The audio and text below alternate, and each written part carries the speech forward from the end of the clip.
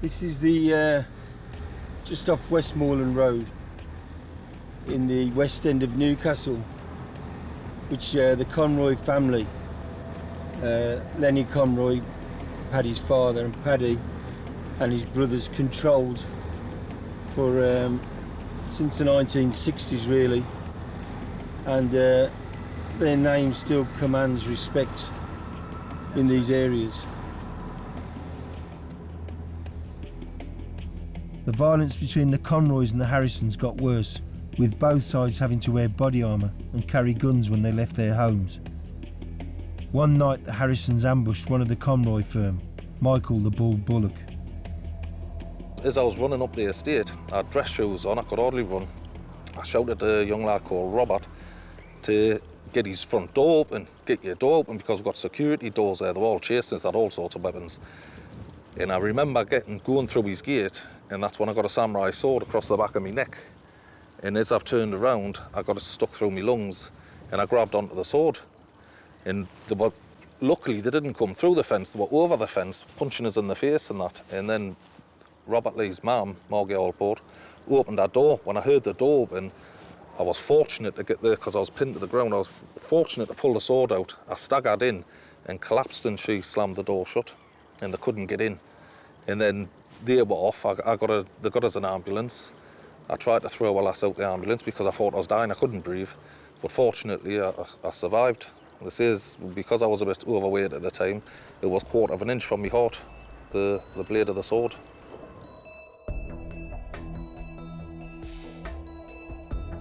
Not only were the Conroys at war with other gangs, they were also taking on the police. On the 19th of July 1988, Paddy Conroy and 3 friends got into a scuffle in the centre of Newcastle.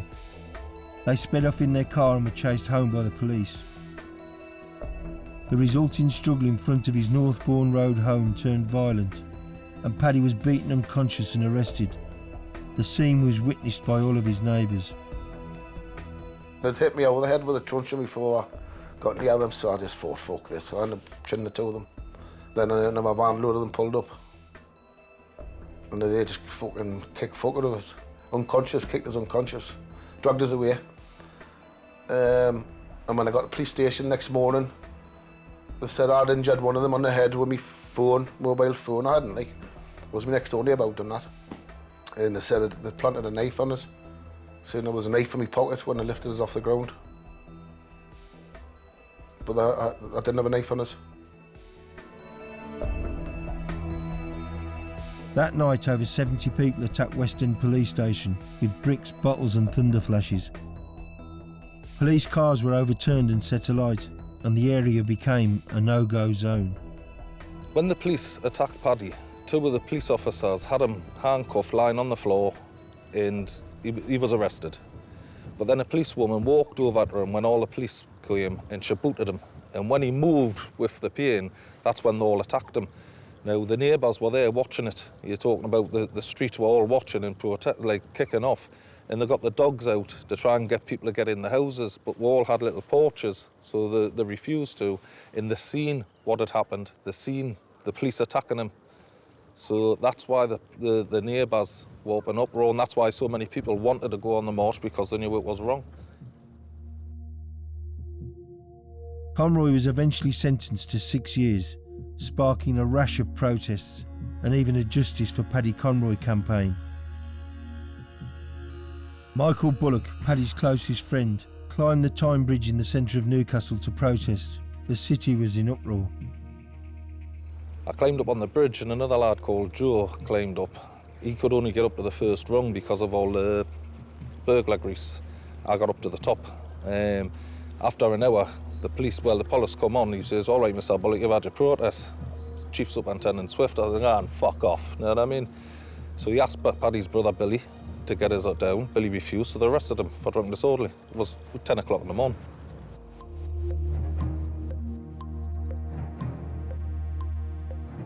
After the protests, tragedy soon struck both Bullock and the Conroys. The Bull and Paddy's brother Neil were doing some door and security work for a man called Harry Perry at the Green Tree pub. Rather than pay them wages, Perry gave them a gun. It was a fatal mistake.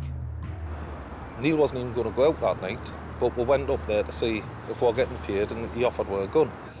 So we went upstairs, got the gun. I thought we'd unloaded it. Unfortunately, we hadn't. There was a bullet still left in.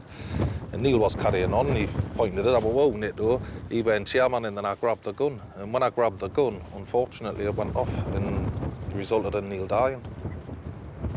Did you say where he was shot? What happened after he was shot? When he was shot, he was shot. He took a head wound. He was shot in the head. The next thing, Harry Perry come running in because he'd been in a different room. We won an empty bar upstairs, so I was just screaming and shouting, "Get an ambulance! Get an ambulance!" I was cuddling Neil. I was trying to give Neil like resuscitation and everything.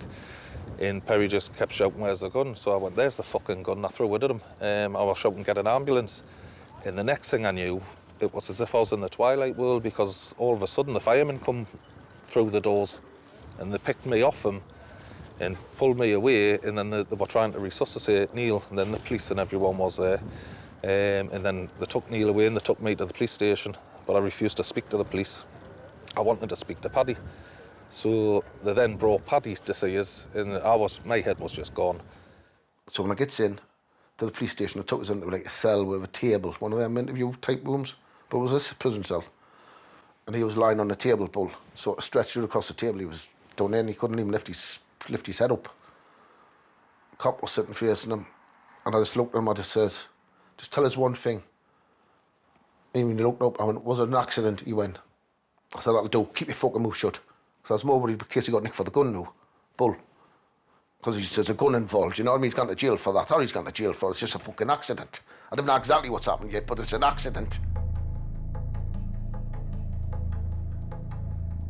Neil's death just done my head in. It just changed my life. It was just, I just couldn't comprehend it. We've been friends for a long time. We've done everything together. It just devastated us. I've never recovered from it. It's just something that I wish I could turn back time. I wish, a lot of things different, but just totally just devastation.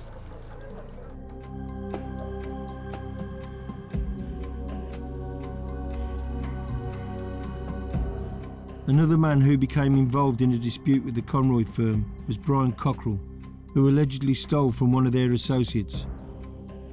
Cockerill and his partner Lee Duffy made their living robbing drug dealers. They called it taxing. We got into it because the drug dealers was, in them days, in the late 80s, early 90s, people used to sell the cannabis. And the cannabis was like £3,600 a key in them days. And there'd be maybe 10 big dealers in every town. So they'd get the gear in, we'd find out where they were, kick the doors in, take it off them, and make a fortune off it in them days. Nobody run to the police like they do now, and that's how we made our money. But Lee got stabbed to death through it, and then I got another tax partner. It was Mark Holmes, a better known as Speedy. He was shot to death through it. And then there's been about another 20 people over the last 28 years I've been doing it. They've been shot to death or stabbed to death, so I've been quite lucky to be still here today. These are the type of streets where me and Lee would tax places like this, you know, council estates, no disrespect to people who live in council estates, but they'd have a little house like this, and we'd go say, "This for this house, just for talking sick there." I'd have one at the back door and one at the front, and you'd go to the door, and they wouldn't answer the door, and you'd have to kick the door in, but sometimes they'd run out the back, so you'd have somebody who could run with you, and you'd have somebody who could drive. And we used to take the cars off them, not just the money, and we'd take the jewellery, because when people buy drugs, they might pawn the change in and something like that. We'd get a load of gold, we'd take cars off them, and the car would just break down. We'd just fucking leave it in the street and go on and get another car for someone else. And I remember Lee getting in a convertible one day, and he opened the roof up, and the roof just fucking blew off. We were going about 70 miles an hour down the road, and fuck it, we'll get another one, he said. Plenty of people threatened to kill Cockerill, but they did so at their own risk. Yeah, there was a lad who was from Redcar. He was telling everyone he was going to have me killed, the one with the bowling ball, and he put spikes in everything and drill bits. And anyway, we got him, he put it above the door in his house, and he thought, when Brian Cockerill comes in here, I'll pull this rope and I'll hit him on the head and kill him. So we seen him, and it was pouring down. It was, I think it was about a Wednesday, and we seen him in the street. We grabbed him, put him in the car, allegedly. Took him put him in a boat, put a bag on his head, and tie wraps on his feet and his legs, and I took him down the Gare, which is near Redcar, and allegedly kicked him in the sea. Eventually, Cockerill's taxing of drug dealers caught up with him when he was set up and ambushed. Walked in, about 12 lads, smashed me over the head with a hammer, stabbed me in the back, put a gun to my head. I dropped a few of them, throw them about the house. I was about 24 stone at the time, so they couldn't put me down. Fight went on for about 10 minutes. The boxing lad was in the kitchen, jaw was broken, he shot and break his jaw. They hit me with hot bread bins. One hit me with it was like a sock made of leather, full of marbles, hit me in the face, and popped my eye. Didn't bust, but it felt like it bust. Stabbed me. I had 176 stitches. I was 2 pints of blood. They battered me with baseball bats and hammers and stabbed me. And I finally went down in the end. They never broke a bone in my body. I was still trying to get back up and fighting them back, but they left me for dead. They said that would be the end of him. They took me to hospital. The hospital said, if you weren't so big, the muscle tissue saved you from the skeleton tissue from being broke. You'd probably be a dead man. Paddy Conroy was arrested for the attack on Cockerill, but never charged.